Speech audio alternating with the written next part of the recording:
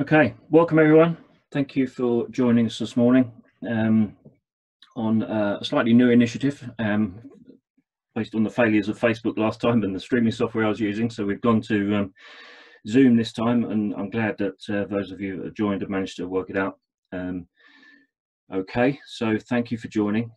You will notice at either the bottom of your screens or on the top menu bar, you've got a little Q&A button. Feel free to click on that. It'll open a little dialog box and you can type in your questions, and we will do our best to open those and have a look, see what we can answer for you live.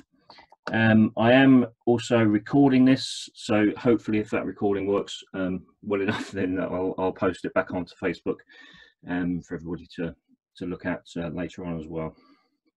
So good morning everyone, good to see you. So a bit different this week. I'm joined by Dan Bluett, who is a close colleague of mine working with World Bowls Tour, one of the top officials in WBT, also an ITO, and has worked at Commonwealth Games as well in the Gold Coast with me. So welcome Dan, thanks for joining this morning. Hope we get some tough questions for you.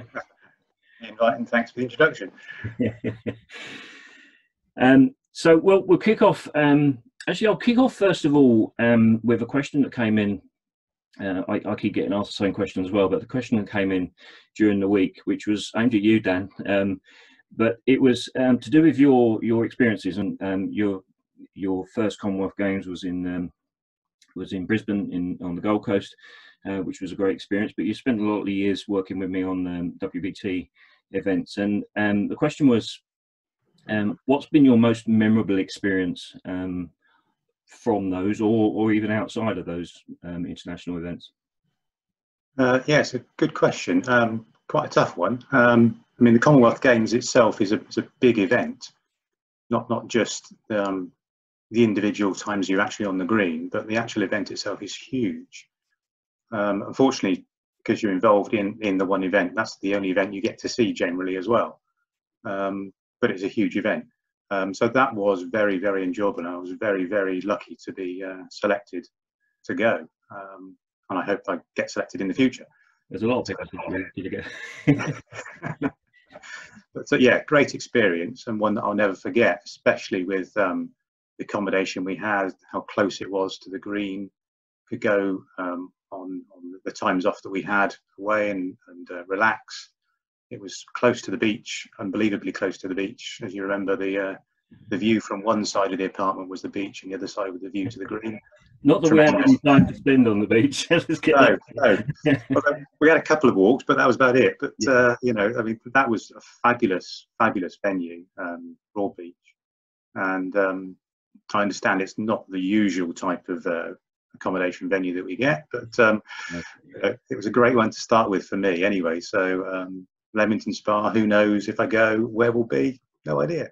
But I mean, Commonwealth Games was fantastic. Cool. If anybody gets the opportunity to go, take it. Yeah, excellent. Great stuff. Yeah. Other than that, World Bowls Tour, I mean, what can you say about the World Bowls Tour? You're in amongst the greatest and the great of bowls, not being asked to pay, and you're standing there with the bowlers on the green, and you know, it's fabulous to watch that. And every game I have there, umpiring, marking or shot clocking, again, fabulous stuff, and you get to see some great stuff. So they're all pretty good, to be honest. I can't pick out one particular example, but they're all fabulous. I'm like that as well, and I think the thing with WBT is it's very humbling standing on that single rink with the top 16 and obviously the standard of the qualifiers nowadays as well.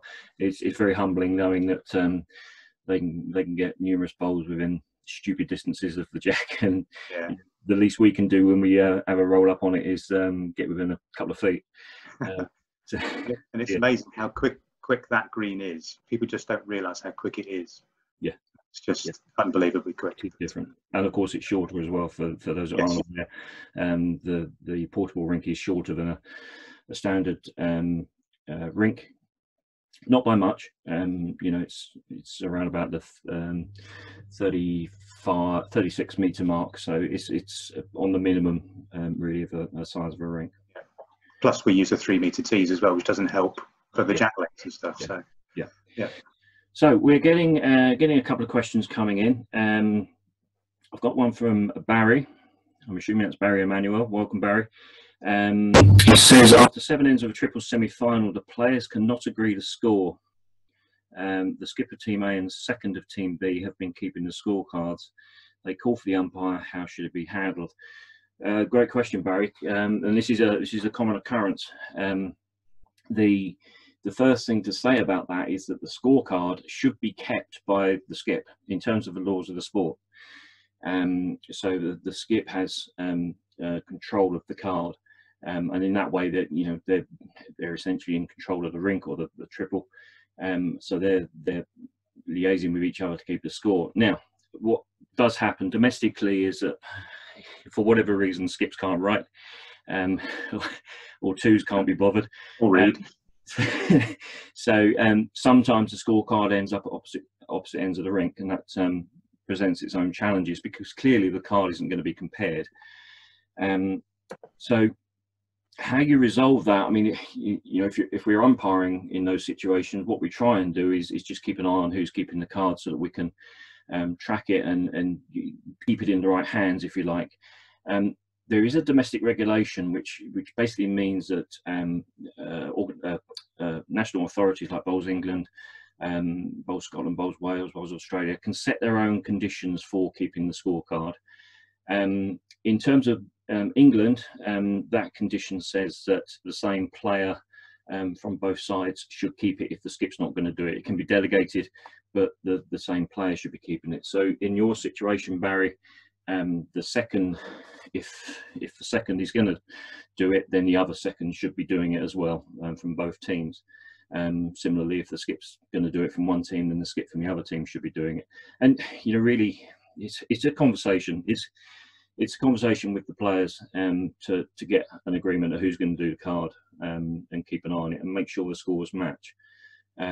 How it's resolved if it's gone wrong, that's just got to be down to the players to agree.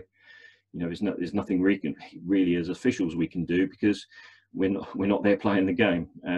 So it's really down to the players to agree on what the scores are and where the score is in terms of the scoreboard, etc.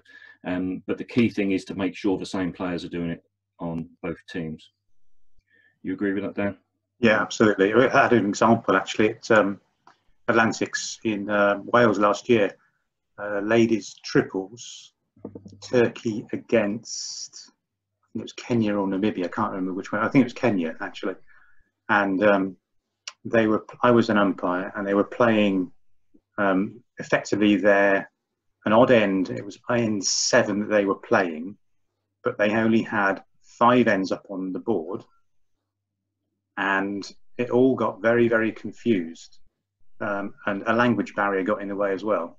And I ended up having to speak to the Turkish manager, who wasn't at the venue, on a mobile phone to get him to talk to the Turkish skip to try and agree with the Kenyan skip what was going to go on. And effectively they ended up playing one less end, but they both agreed it because they said the scorecard was right and everything else was wrong. So you know, they ended up agreeing, but one less end was played. Yeah, I have already. Yeah, it's just unfortunate. So thanks Barry for that question. Welcome to those that are just joining. We've got a few more people joining now. So welcome to you. Just a reminder that if you want to ask us a question live, I'm joined here by Dan Bluett. If you want to ask us a question live, please just click on the Q&A icon either at the bottom or the top of your screen on the menu, and you can type in your question on there, and we'll do our best to answer it for you now. Another question coming from Nigel Hewitson. Welcome, Nigel. Good morning. Did you have any players time out on their shot? I assume you mean on the shot clock in WBT format. That sounds like I think that question popped up as we were talking about WBT. So Yes, it happens. It's pretty rare, but it does happen, either by accident or on purpose. When you say rare, Alan, I can remember an occasion in Scotland. Alex Marshall was playing Duncan Christie, and as a qualifier, and Duncan lost, I think it was 3 bowls to the clock, but he still beat Alex. This was about 3 years ago. Alex was fuming, absolutely fuming. That takes some doing. But yeah, we do occasionally get them, as Dan has said, and sometimes it's pretty rare for the top 16 to do it. We've had the odd occasion where they've been caught out and they've rushed, or they've actually run out of timeouts that they can take, and they're under a bit of pressure to get the bowl away. So that does occasionally happen. The most common scenario there is really with some of the qualifiers that aren't used to playing 8 at that pressure, but also to a clock, and that can catch them out sometimes. We have had a few people panic in the middle of the rink and running in either direction, scattering us, trying to figure out what they need to do. So it does happen. It also, I guess it's worth mentioning, Dan, that it also happens because we set it off for whatever reason. Yeah, either it doesn't work, or our attention may be distracted by something. But yeah, it occasionally does go off. It is a temperamental piece of equipment. Which, is keeps us on our toes when we're operating it. So it does. Dropped a few times in trying to break it, but it doesn't seem to break, does it? So. Well, I think it's time to throw it into the sea. Yeah, okay. Definitely. So again, welcome to those that are just joining from wherever you are, and I know there's a few people joining us from the Antipodes. That's a big word for this time of the morning, from down under. So welcome late at night for you, but thank you for joining us. Again, hit the Q&A button at the bottom, and you'll be able to ask us some questions live. Let me just scroll down. Okay, we've got a question here. What's a user? Okay, so anonymous, that's fine. Welcome. What's your advice on the best location to initially base yourself with and your kit when umpiring? Firstly, when you are sole working, and secondly, as a double header. Yeah, that's a great question as a for an umpiring question. It's really wherever you get to it, the best, the quickest, and are able to know where everything is. As probably a good example, what we try to do is carry as much kit with us on our person as we can, because certainly when you're working as a single umpire, you get called to the far end of the rink, and then get called back again for something else. You're going to need all your kit with you, or as much as the basic equipment as you can. So try and get as much as you can on you as possible. I know some of them are a bit of a challenge. Long calipers, they're difficult to stick anywhere on you. I personally carry them in my hand. So try and get as much on your person as you can. In terms of where you put your kit, generally on a 6 rink green, you're going to be putting it somewhere in the middle, somewhere around rink 3 on the bank, somewhere not on the bank, on the behind the bank, up on the seat, or just out the way. So somewhere in the middle, I think, is pretty much where you're going to be doing that. It's certainly much easier to work with a second umpire, because you've effectively got 2 kits, one at each end. And if you're called to do a dual measure, then whoever's head it is, whichever end it is, that's the umpire that's going to be using their kit and making the decision.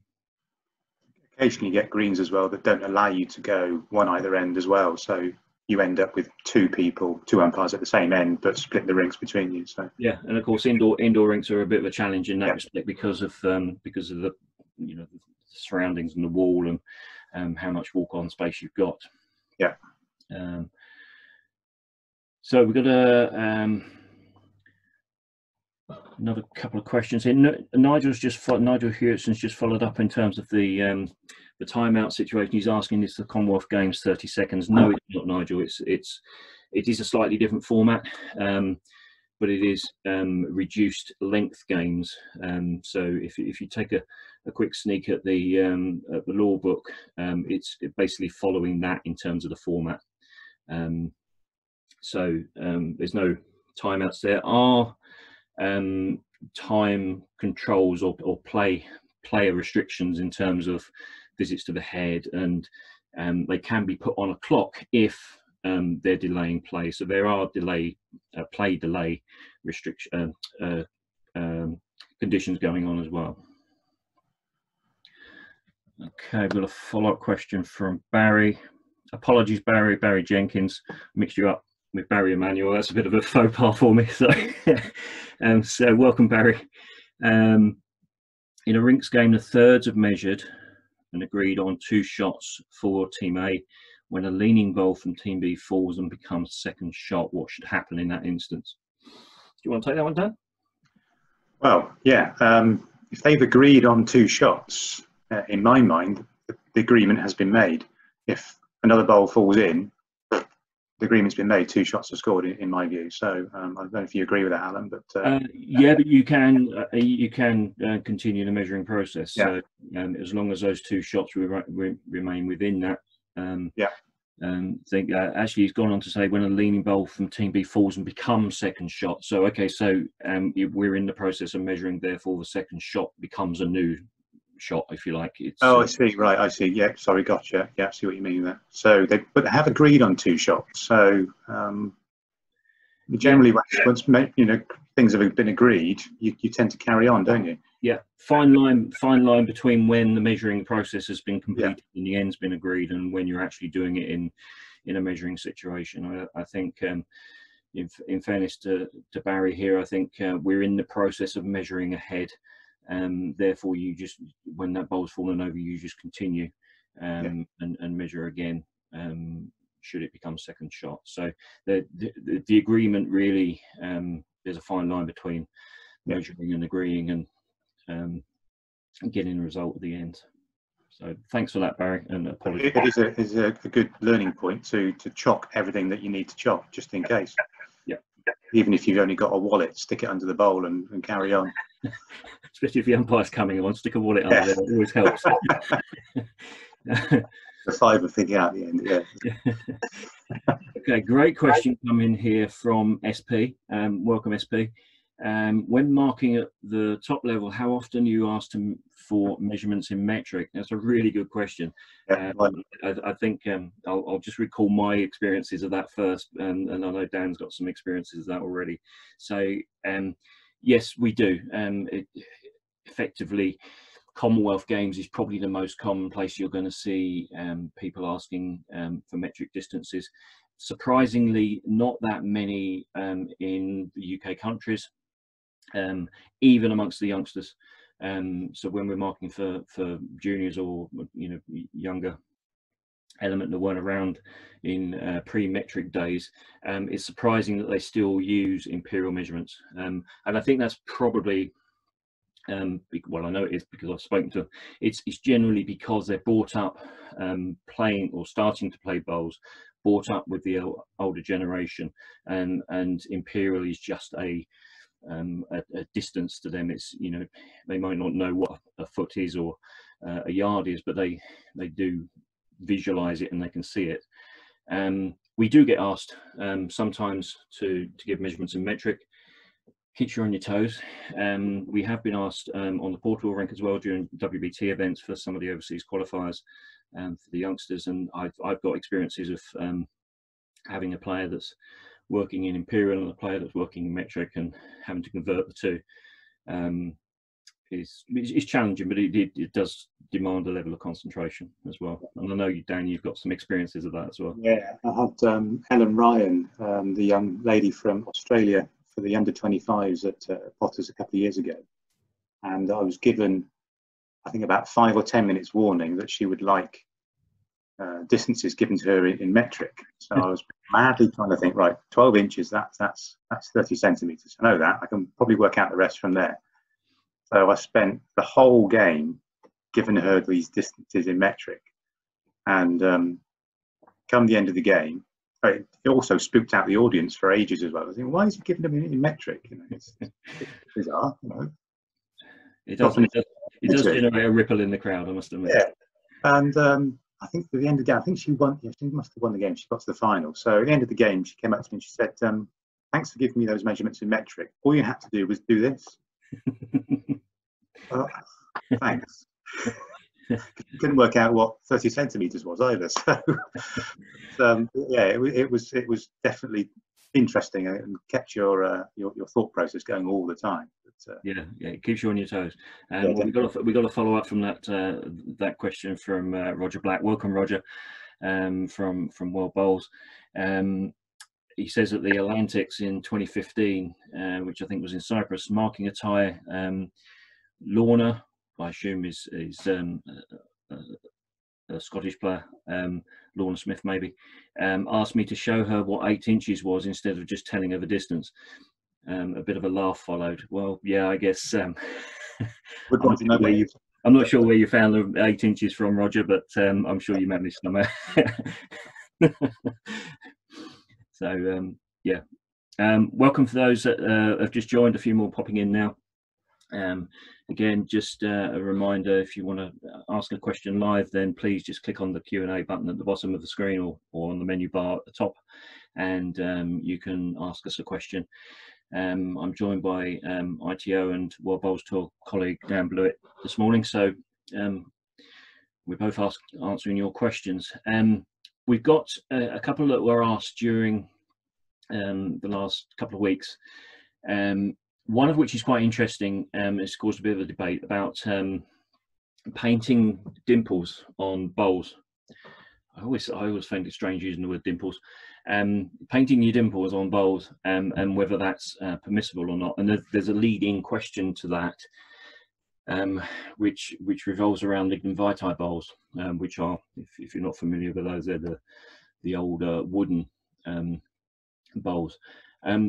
And I think in order to explain this a little bit, and the complexities around it, I'm just going to show you some pictures so you get a feel for what we're talking about.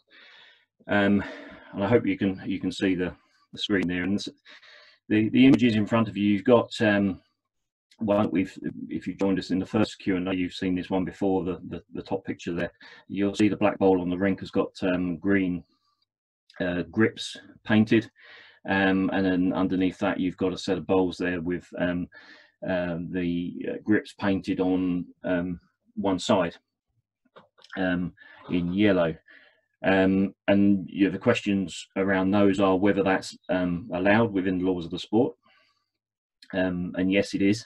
You are allowed to paint the grips, but there's a little bit of a caveat to that, in terms of making them multicolored or painting different colors on different bowls within the set.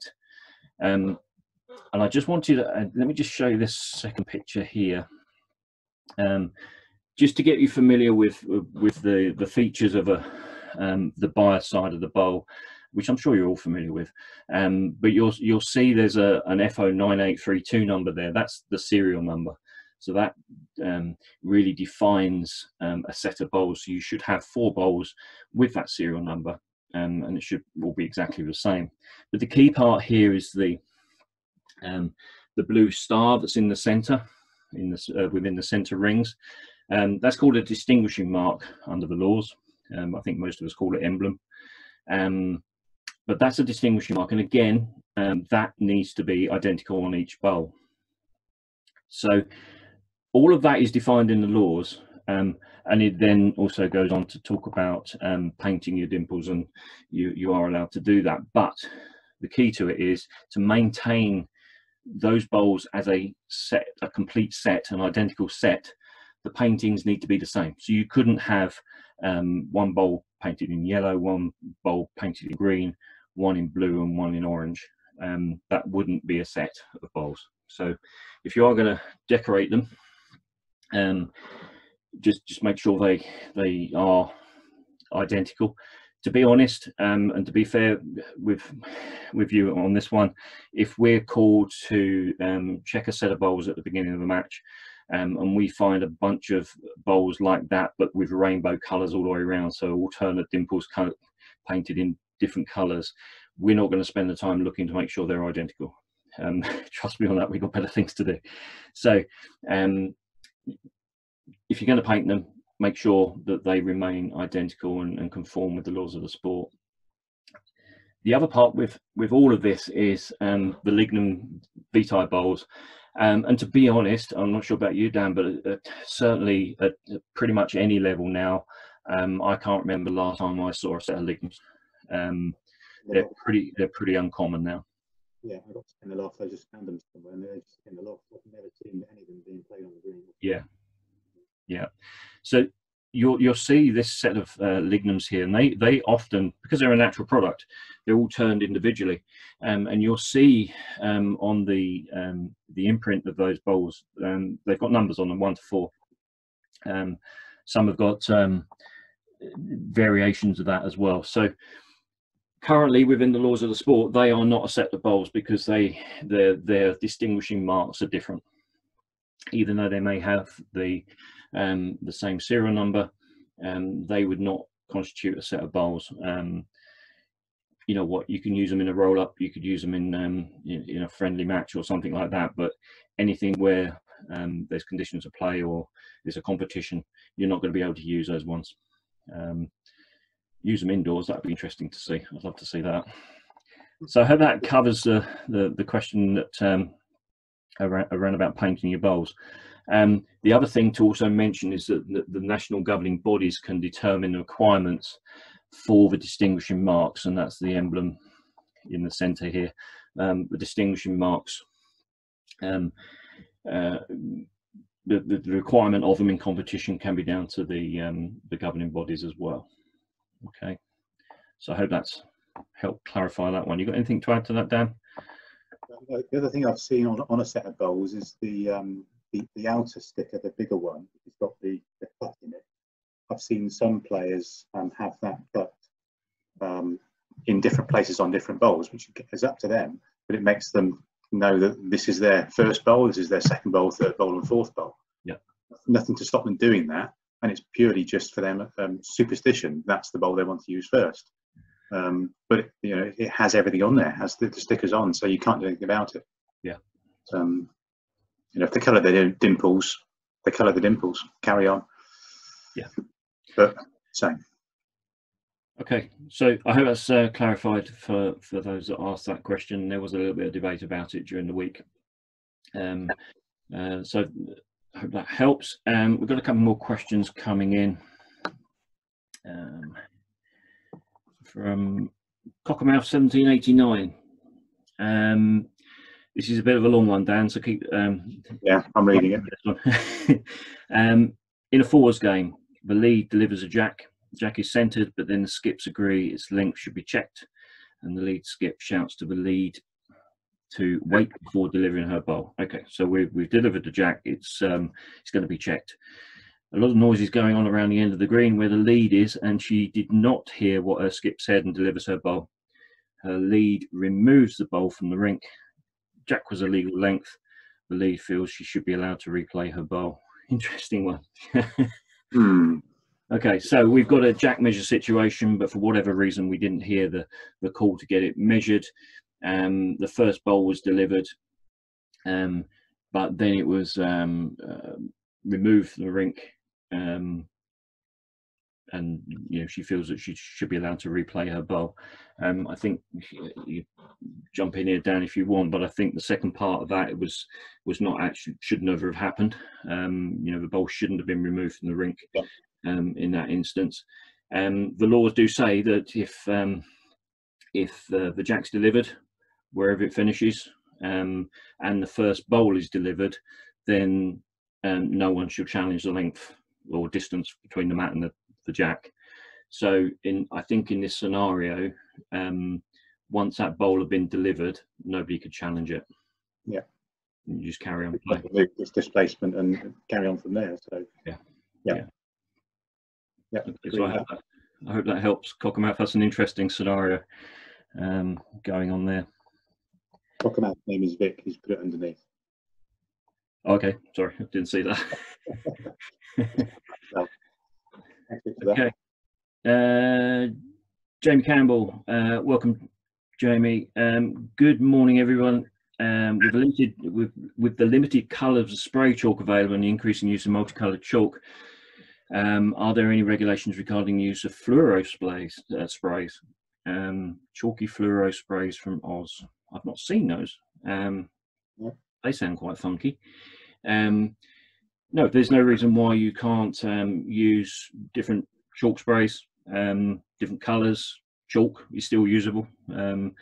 We tend to shy away from using sticks of chalk now because of the risk of displacing bowls, but they're still perfectly acceptable. And the use of whatever colour chalk spray is available is certainly acceptable.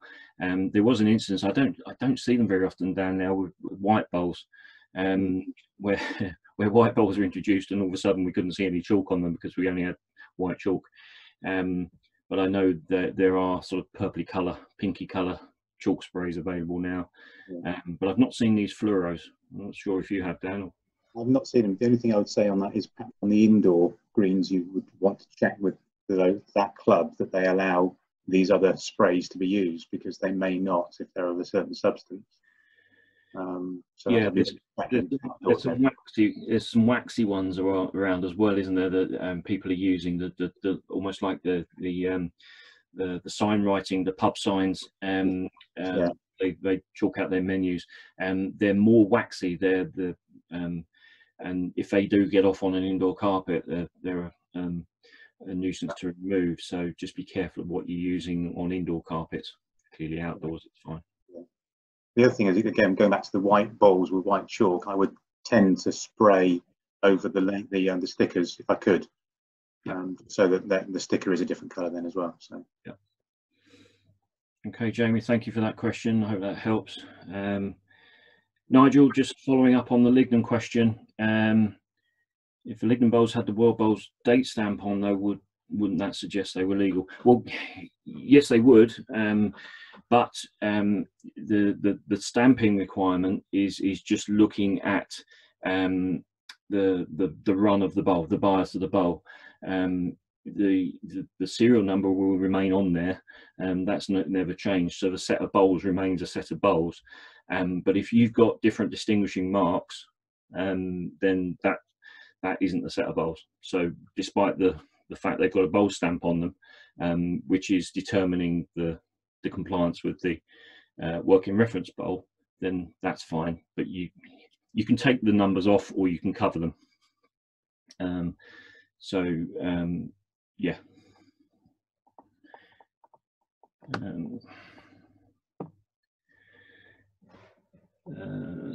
SP, could you spray the coloured label? Yes, and Dan's covered that. If we've got the same colour chalk as the bowl, then we can spray the sticker.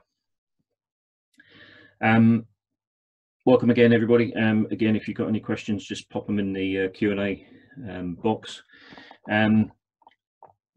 The other thing that's been asked during the week, there's a number of people going through umpires qualifications and answering their question papers, and it's always a tough process. They're always asking for help, so hopefully this is an ideal time to do it. We had a question from Steve Griffiths. He's progressing through his regional umpires, studying and struggling with understanding of bowl and jack displacement. Any chance of some examples? Well, if there's any consolation, Steve, I think any umpire will struggle with bowl and jack displacement laws.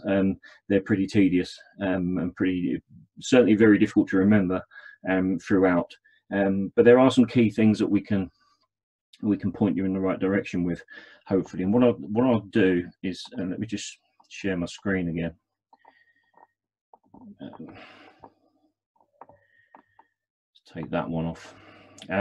What I'll do first is just show you an example of this displacement chart. And if you've joined us before, you'll be familiar with this. The laws of the sport had, I don't know, it's probably about 9 pages of displacement laws, which are complicated. They are difficult to read through and get in your head in terms of the practicalities of them. And the key thing with all of this displacement stuff is being able to deal with a situation practically on the rink. And that's very difficult to do when you just read the law straight out the law book. So what we've umpires around the world have come up with different methods of remembering these things, and what we use, certainly within England, but I know these are a bit further afield as well, is these displacement question cards, if you like. And I've just put up probably the most common one, bowl displacement by a player, because that's probably the most common scenario that you're going to run through. And I think the key with all of this, let me just move my question and answer box out of the way, there we go. The key to all of this is understanding the definitions of what the bowl is doing at the time it's displaced. And you'll see across the top of there, you've got a bowl in its original course, a bowl in motion, and a bowl at rest. And you really need to understand the definitions of those. Original course is from the time it's left the player's hand on delivery to the time it comes to rest. A bowl in motion is one that was in the head at rest and has been moved by whatever force. So it's been hit by another bowl, or it's in legal movement, if you like. And clearly a bowl at rest is pretty simple. So that the displacement laws are split into those roughly 3 categories, depending on where the bowl is displaced. What you do with these charts is really approach the players and ask the questions that are on the card in front of you to determine what's actually happened. Now, quite often you'll see what happens and you'll be able to just answer it straight away. But quite often there's some complicated scenarios going on, and you may need to just follow this chart through.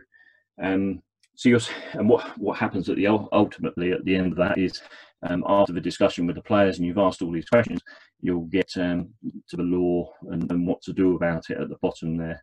You'll see that. Just in terms of examples, just a couple of examples really, which will help you. And we've all come up with various complexities of displacement over the years, and how's that ever going to be resolved?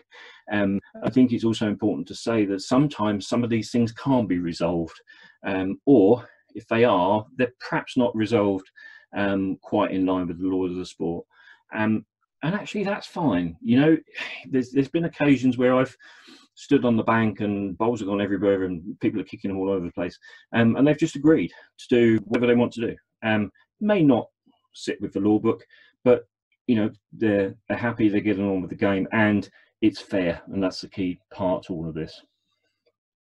So a couple of common examples here. Most common thing that happens, you're standing at the head and the player steps back and kicks a bowl that's behind him, and that bowl is at rest. And what normally happens? Well, simply they just bend down, pick it up and put it back to their foot. But actually, if you look at that scenario, bowl at rest. The bowl is at rest, so it's this one. I assume you can see my cursor. I'm saying this one, and pointing at the screen. The bowl is at rest in the centre there. There's another question after that: did the bowl disturb the head after it was displaced? And generally it's not. You kick the bowl back and then you just put it back where it was. But actually, what the law says is the opposing skip must put the bowl back to its former position. So it's not the player that kicked it that should put it back to their foot, it's the opposition. But that's a classic example of where, just put it back. Everybody's happy, nobody's really noticed, and it's all progressing as normal. And you certainly see that at club level, and happens all the time, certainly indoors. So there's one example.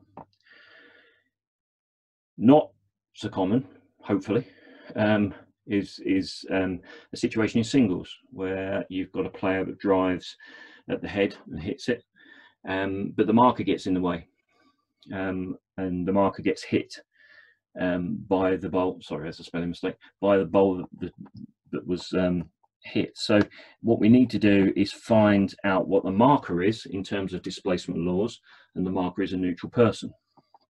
So let me just find a neutral person one. There we go, that's Jack. It's always the last one.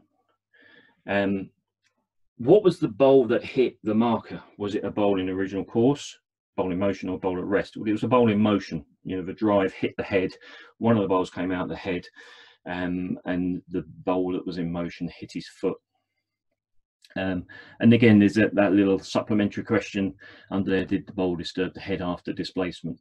If we assume no in this case, and you'll see the answer to this is that the opponents in singles agree where the bowl would have come to rest and how to replace any part of the head disturbed after the displacement.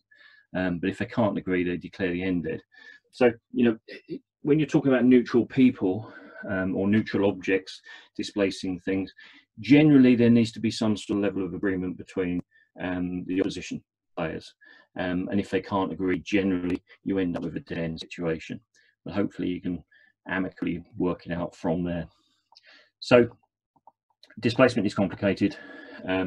What I would recommend for anybody going through umpires qualifications is just try and remember the basic ones and remember the principles of it. So understand the definitions, understand the principles of who makes the decision to replace bowls, and you know, hopefully that will help you. But at the end of the day, if you're out there working on the rink and you come up against a situation, the easiest answer to all of this is get your book out or use these displacement cards. There's also a table in the back of the law book which you can use as well. So there's a number of methods available to us. Where would people get the cards from if they wanted to get the cards? Yeah, cards are certainly within England. The cards are available from the English Bowls Umpires Association. They're actually provided, I think, as part of the training courses now. So you can get them from there. I don't believe they're generally for sale anywhere. But yeah, they are available. If certainly if you're doing the regional umpires qualification in England, you should be able to get hold of a set of those if you haven't already. And if you haven't already, you'll get one on the course. Okay. Those are questions coming in. Yes, thank you all again for your questions coming in here.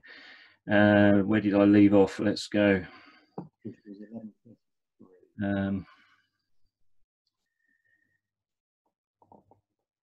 Okay, a couple of comments in there from Australia. Galaxy A20, welcome from Australia. Thank you for joining us. Anonymous one here. Can I cover the difference between bowls acceptable at international level and those which are not? Presume this is the emblem and no emblem. Yeah, okay. It is predominantly the presence of a distinguishing mark, the emblem on the center of the bowl, but it's also down to the date stamp on there as well. For international play, you must have a valid current stamp. Clearly, there's nothing going on this year in 2020, but if we're going to be playing an international tournament, or even in some cases national tournaments, you'll be wanting a date stamp of 2021 next year. So that's the main differences. Again, in terms of stamping requirements, there will be variations determined by the governing bodies of particular countries. And as an example, in England, you can use bowls with a date stamp of 1985 or later for competition up to a certain level, at national level. So once you get to nationals, it needs to be a valid current stamp. And all countries vary. I'm sure there's some variations in Australia and other countries. So I hope that helps.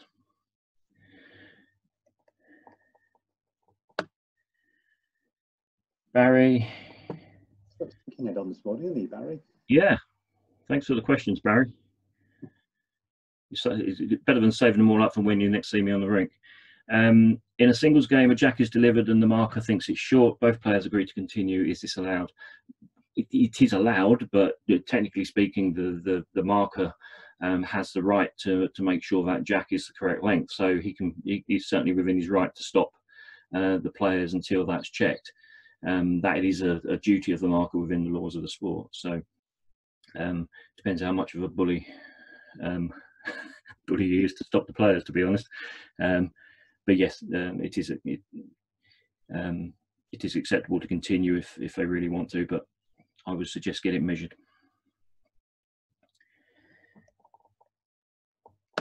Okay, scrolling down. Yeah, thanks, Nigel. One rule of thumb as regards to placement: if a neutral person or object is involved, the end can be declared. Yeah, absolutely. Yeah, hopefully we carried that as well. And I'm sort of scrolling back through some of the questions that were asked earlier, so hopefully I've covered those.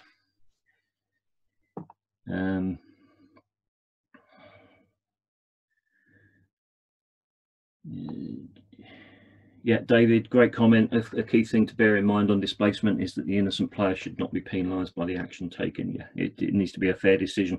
I think that goes back to what I said originally with displacement, is that sometimes these things get resolved amicably, maybe not in line with the laws, but they get decided amicably, and nobody's penalised by that decision. Okay, so again, thanks for everybody joining in and getting involved in the questions. Again, if you want to ask a question, just click on the Q&A button on your screen, type it in. Roger, in Scotland, if a marker queries the length, the players are not allowed to start until after it's measured, which is in line with the laws of the sport. So yes, absolutely. So yeah, hopefully that's cleared that one up. Interesting that Roger's on. We've been having a little bit of banter during the week. We agree and disagree on certain things, Dan, and I'm sure we do as well. But we've had quite a good discussion in the last few days about the back to front jack measures, as we're talking about jack lengths. For those that aren't familiar, the method for measuring a jack, the correct way of measuring a jack, is to place the end of the tape on the mat line, which is the center of the front of the mat, and take the 23 meter part of the tape all the way up to the ring to the jack. Bizarrely, well, I say bizarrely, I'm sure they've got a reason. Bizarrely, in Scotland, they do it back to front. So it's always an interesting discussion when I speak to the likes of Roger and people from Scotland about how they measure a jack. What's your view on the back to front measures, Dan?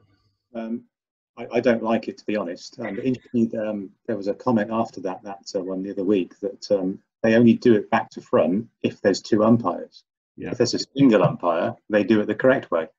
So I'm not too sure why they would do it both ways. But anyway, I don't like doing it the way, because the umpire has the decision to make and must make sure that A, one end is on the mat, and B, where the 23 meter mark is, where the jack is. So the decision has to be made at where the jack is, not where the mat is. Yeah. So, I know there's a bit of trust when there's two umpires being involved in Scotland, but in my mind, the decision is at the jack end. That's where the 23 meter mark must be on the tape.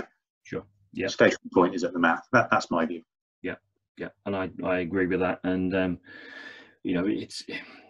it works. I know it works. I've seen it happen, and it works very well. But it is a little bit unorthodox in terms of the way that we're generally trained to measure, and in terms of the laws of the sport.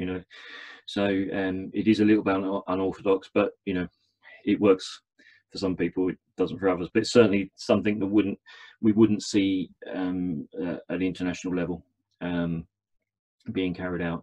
There is a standard practice for how we carry out measures at international level, so we wouldn't see that. And I can hear the phone ringing now. Roger's going to be on the phone to me, giving me some grief about that one. So I thought I'd cover it, Roger.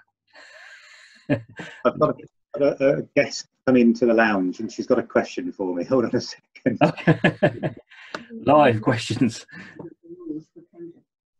Oh, that's an interesting question. She just asked, are there any adaptations of the laws to deal with COVID? I'm not sure we have anything for that, do we? Not in terms of the laws of the sport, no. And thank you, Sheena, Dan's wife, for jumping in with the question there. It's a really good question, actually. We're all living in unprecedented times here.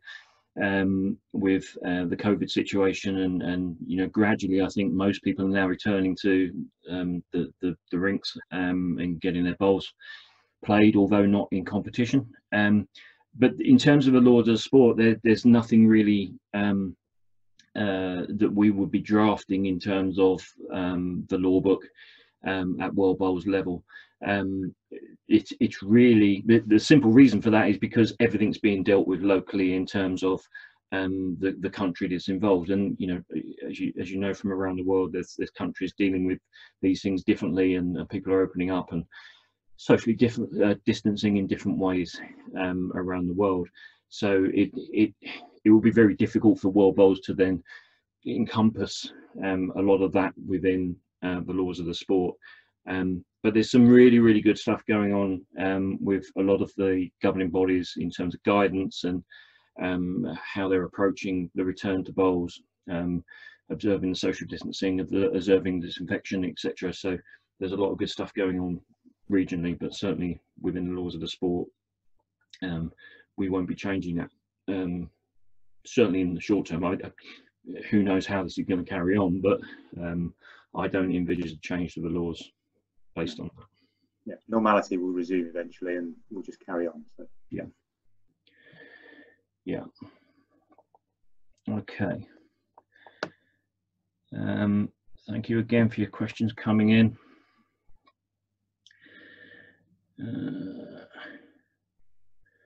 Another question from SP, I think that's Sue. To measure the jack, if it's 10 centimeters short and you can tell the player, okay, to measure the jack, if it's 10 centimeters short and you can tell the player that a good player can then adjust, they want to know the measurement. Just a comment. Yeah, that's fine. It's an interesting one actually, because I'm sure if you've watched the WBT World Bowls Tour tournaments on the portable rink, you will probably notice that we give jack lengths. That it's done for a number of purposes, and actually we are quite surprised how many players do take notice of it. But we do call the jack length as the officials. That is put up on the broadcast on the screen, a little graphic. So you know, the viewing audience can see it. We do announce it within the arena as well, so people within the arena can tell how far the jack is. But interestingly, there are a number of players that do take notice of the jack length, and you know, religiously will ask if they can't hear it, or and you know, Alex Marshall is superb at adjusting to whatever length he wants to play, but he's very keen to understand what the jack length is as soon as it's been delivered. So we do that. I don't think we do that in any other event, certainly not outdoor. But it's an interesting concept indoors. A lot of people ask us when we're at those events, Dan, you know, why do we do it, or how do we do it is more importantly how we actually determine the jack length.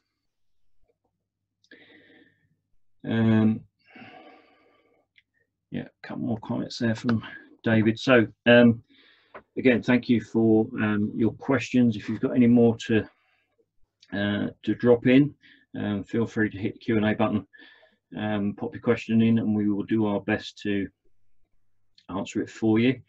As I said, if you weren't with us at the start, I'm recording this webinar, so what I'll try and do is get that onto social media for people to watch it afterwards as well, in case you missed any part of it. So thank you for those that have stuck it out all the way through.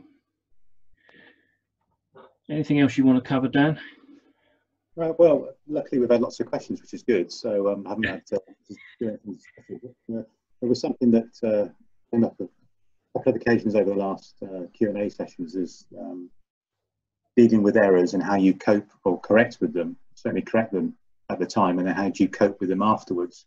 Yeah, I think we've both had experiences where we've made a few boo-boos, but we have dealt with them correctly, although the audiences at home and in the arena may not know exactly what has happened to correct them. Yeah. mean, one example that I've got is where I was marking the singles final between Greg and Paul a couple of years ago. And I think Paul delivered a bowl. It hit a bowl at rest. That bowl at rest then hit the jack. For some unknown reason, I have no idea why to this day, I then chalked that bowl.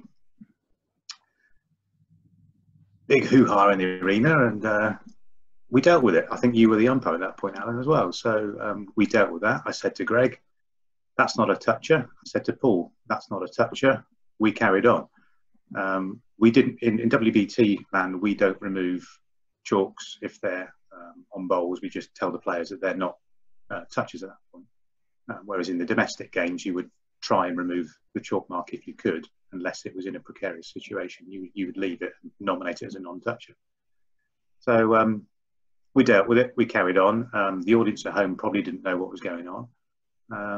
And after the game, I berated myself, and we had a quick chat and a laugh about it, and carried on. But you try and deal with that situation at the time, and move on and try and learn from that mistake. And I actually worked out that the mistake was caused because it was such an intense game that over the course of the game, I didn't have a drink, and my brain was obviously lacking in fluids. So from that, I now make sure that every single game I mark, I have a drink at either end of the rink. So I can, at any point, step off, have a slurp, carry on. And that's very, very important, I think, as a marker, indoors or outdoors, making sure you keep your fluid intake up. Hydrated, yeah. On that. Absolutely. And the occasion that you had, Alan, sorry, the occasion you had was when Blake Nairn was playing this last year, wasn't it? Yeah, I'll cover that one in a minute. I just wanted to add to that you know what you said about outdoors as well. You know, whilst we all think the indoor environment is dry and a little bit more intense in terms of concentration, it's equally important when you're umpiring a 6-rink match when everything's going on outdoor to keep hydrated and keep alert. And there's a very big temptation to just lean against the wall of the clubhouse with your foot up and drift off, or God forbid, go and sit in the corner and fall asleep. So it's very important to keep alert and keep hydrated, so that you are then able to deal with situations very quickly and hopefully not make mistakes. You're absolutely right. The portable rink does throw up its own anomalies in terms of intensity and concentration. As it should. It's a cauldron of activity with the world's top players. So you want to be on your A game all the time, and you're absolutely right. You need to stay hydrated and alert. If for those that are familiar with watching the World Championships on TV, you'll probably understand the atmosphere, and certainly if you've been in the arena, you'll understand the atmosphere and what goes on the rink. You refer to quite an interesting situation with Blake Nairn, very similar to yours in terms of a drive, but it was partly a lack of concentration, but partly a bit of amazement that something like that could have. Blake Nairn was a qualifier from Australia, came over and was playing Greg. Absolutely fantastic guy. He was such a joy to work with on the rink, certainly lifted the arena, and I think that was part of it as well. You get sucked into the occasion, and you're having a bit of banter with the players, and it's all going very well, and you have to be so careful not to lose concentration on that. And there was one in there hit. Greg delivered a bowl. Side toucher. I mean, it was one of Greg's trademark draw side toucher, and I marked it with chalk both sides of the bowl, step back, and it wasn't Blake's first bowl. It was his second delivery that hit it, and he hit it with such speed that I had to run up the rink to get in front, but it hit it with such speed that it actually took the chalk off the bowl, as hard as that is to understand. But I went to the bowl that was in Greg's bowl that was in the ditch, and had a shuffle around and had a look at it, and there was no chalk on it. And I stood there for a little while thinking, I'm pretty sure that's a toucher. And I'd actually acknowledged it was a toucher by going to get the rink marker, the little disc that we put on the rinks, to indicate the position of it. I actually got that and put it in my pocket before I went over and checked the bowl. But I was so confused and so sort of taken aback by the fact that there was absolutely no chalk on this bowl. I lifted it out and called it a dead bowl. Both players are standing at the other end laughing their heads off. And luckily Francis Fletcher was umpiring off rink, and he sort of called over to me, a bit too late, but he called over to me that it was indeed a toucher. So how we deal with those situations, we had a little conflab on the side of the rink. You know, whereabouts was it? You know, where do you think it was? He'd been watching it, so he knew it was roughly 18 inches away from the centre line. So I went, apologised profusely to the players, went back, put the bowl back, marked it as a toucher. So it's very odd occasions like that, and I've never ever seen chalk come off a bowl like that. But there was, as we noticed later on, there was a white skid mark down the centre line of the rink where it had been hit. It's an interesting situation. Yeah. Okay, there's a couple more questions coming in at the last minute here. And right, from New Zealand, welcome, Anne. Thank you for joining. I know it's very late in New Zealand at the moment, so thank you very much for joining us. And thank you for all your comments and questions as we've been going through these Q&As. Anne's asking how many umpires are used at the indoor events you're talking about. Great question. Currently, on the WBT, at each event we have 4 officials, and we rotate on every match. We rotate in role, and there's essentially 3 roles. Well, it's 4 if you include the time off. There's essentially 3 roles. There's the on-rink marker, and there's the off-rink umpire, effectively, and then there's the shot clock operator as well. So we have the 3 officials working every match, and the 4th official is off, and then they just rotate in those positions. When you get to the marking position, your next game is off. So we're just rotating in that rota that way. The other thing you may have noticed, if you watch the World Championships religiously, in the pairs games now, we also have that 3rd official. In a couple of years ago, we didn't. We only had 2 people working in pairs. We now have that 3rd official who is there primarily doing score, backup score, if you like, also dealing with anything going on in the arena. But most importantly, they're there if we get a line bowl, because we're now using strings instead of a scope. So that's one change that came in, what, 2-3 years ago now, I think. Yeah, I think it was a couple of years ago. Yeah. So, and I hope that helps. It's 4 at every event. Certainly the big one, like the World Championships, over a 2-week period, we do rotate officials. We have a team come in at the start, and we sort of come in at different days, but we always maintain 4 as best we can. Alistair, I presume Alistair Douglas, welcome. In Scotland, the reason we do them back to front jack measures. In Scotland, the reason we do the mat to jack measures the World Bowls way is that the assistant will not possess a long tape, so the umpire making the decision has to be at the jack end. Okay, yeah. Doing the measure the quicker Scottish method means that the umpire making the decision is at the jack end, and when the tape is put down on the green, then the players and spectators can see the result. Absolutely, and you know, both you and Roger have explained that to me numerous times, and I've seen it working. So I do accept the way you do it, but I don't believe it's the correct way. Is it green first or jam first, Alan? Stick them in the out there. Okay, so we've just gone past 12 o'clock noon in the UK. God knows what time it is in New Zealand. Past your bedtime. So thank you again for joining us. Oh, sorry, I've just been asked to see Paul Brown's question at 11:35. I don't know if you can just quickly find that one down for me. So again, thank you for everybody for joining Dan and I this morning. I hope again it's been reasonably useful for everybody. I've certainly felt a bit more comfortable with the whole Zoom thing being a bit more reliable. So hopefully that's worked out for you guys, and we'll put it up on Facebook hopefully in the next couple of hours if I can get the recording sorted out. I hope it's been useful. Thank you for joining us. Did you find it, Dan? Yeah, found it. Yeah. Okay, you deal with that one.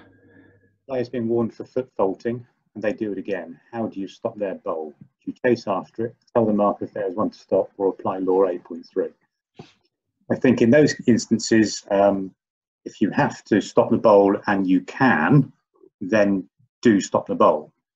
If it's a fired bowl and you can't stop it, you're going to injure yourself, you can't get to it in time, you deal with it as per displacement after that. So you try and put everything back to normal. But if you can stop it, do stop it. If you physically can't, you're going to injure yourself or you can't get to it in time, deal with it as per the rest of the laws. Yeah. And you know, I think we've covered foot faulting a couple of times in previous Q&As. It is a difficult one, and you know, again, I was having discussions during the week about the law and, you know, how we enforce it and what we do with it and how easy or hard it is. It's one of those ones that's damned if you do and damned if you don't if you're an official. And certainly in examples where a player's driving, I mean, if we talked about Blake Nairn, there's no way on this earth I was ever going to stop that ball. We've talked about driving before, and you know, it's often very, very difficult, or if not impossible, to stop a bowl. And certainly an official at the, you know, marker, for example, in singles at the wrong end of the rink, he's never going to see a foot fault. No. So, you know, there's a pragmatic approach to be taken with this, I think. But certainly the law is there in terms of the penalty side of things. It's pretty inclusive. Whether you agree with the warning side of things initially is up for debate. But you know, it's there to resolve situations where you can't actually stop the ball in time. So I think the Australians and New Zealanders want to go to bed. So thank you all, and I'm sure everybody wants some lunch on this Saturday. So thank you all for joining us. Thank you, Dan, for jumping in as well. I think it's worked really well with the interaction and the questions. Thank you for inviting me. That's fine.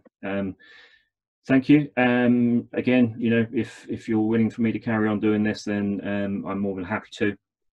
And it seems like Zoom has worked from the comments that are coming through. So thank you again. I wish you well. And again, please, as I've said in all of these, keep safe. I know we're going outside now and getting out on the rinks. Please keep safe. Follow any guidance that the clubs and the governing bodies are coming up with, and stay well. And I wish you all well. Thank you very much for joining us. Yep. Cheers. Bye-bye.